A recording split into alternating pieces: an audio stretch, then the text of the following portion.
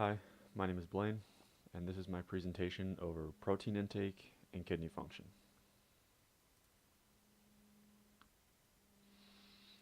Over the years, the ideal image of what a bodybuilder's diet looks like has always focused on the amount of protein that can be taken in. The mantra has always been, eat more, lift heavy. But what exactly does that entail? Many of the bulking diets that are offered up recommend eating about 1 gram of protein per pound of body weight. For someone like me, that would mean about 190 grams of protein per day if I were to start bulking. It's clear that this has a positive effect on the amount of muscle that one is able to put on. But what does it do to the rest of the body? More specifically, the kidneys.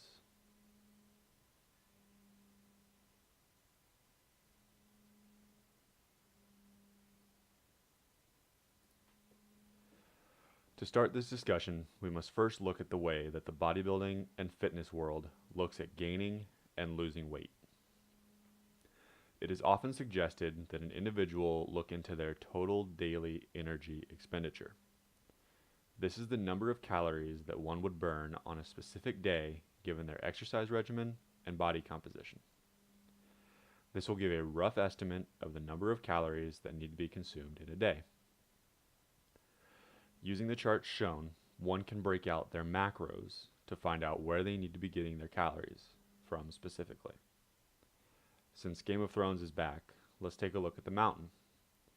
He takes in nearly 10,000 calories a day, eating mostly steak, rice, carrots, with some peppers, sometimes chicken, he said during an interview with People magazine.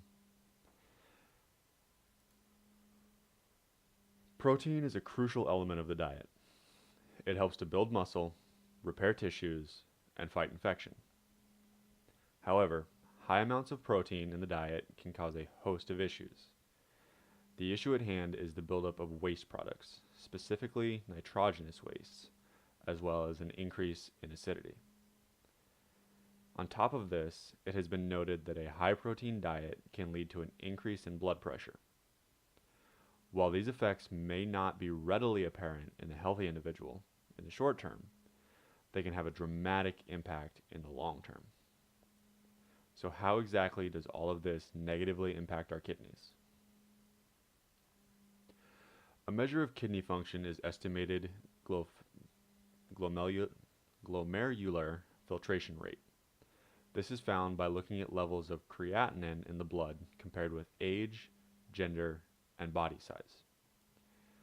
Your eGFR is then shown to you as a number between 0 and 100.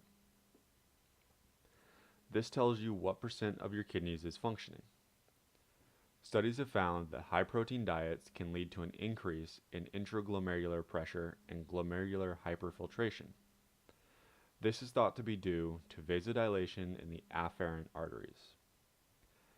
This increase in pressure leads to destruction of glomeruli and over the course of years can lead to a decrease in the eGFR. This is more drastically seen in individuals who are already in stage 1 kidney disease. So this begs the question, how are we supposed to consume our protein if protein causes all this damage? The answer to this is relatively straightforward. One of two items all studies have agreed on is that red meat is the main culprit. Cutting down on red meat intake seems to have had the largest effect on decreasing the impact on the kidneys. The second commonality is that proteins from plant sources have no impact and can actually have a restorative effect on the kidneys. From here, studies begin to differ. Some say that chicken and dairy proteins have little to no effect, while others say that they have just as much impact as red meat.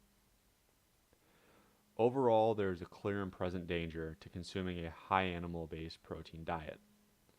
While protein is crucial to maintaining a healthy diet, the type of protein is just as important. Studies are showing consistent damage to the kidneys, potentially leading to chronic kidney disease.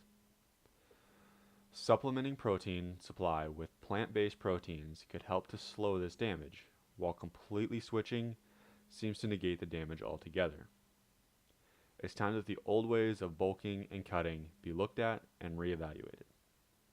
Maybe Arnold has the answer. I just came home from my workout, so now I do what I always do. I make a little protein drink. I take cherry juice, we slice up a little banana, we go and take the whey protein. How do you get the protein as quick as possible into the bloodstream?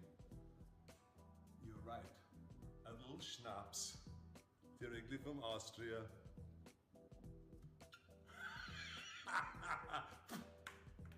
And you pour it in, not too much,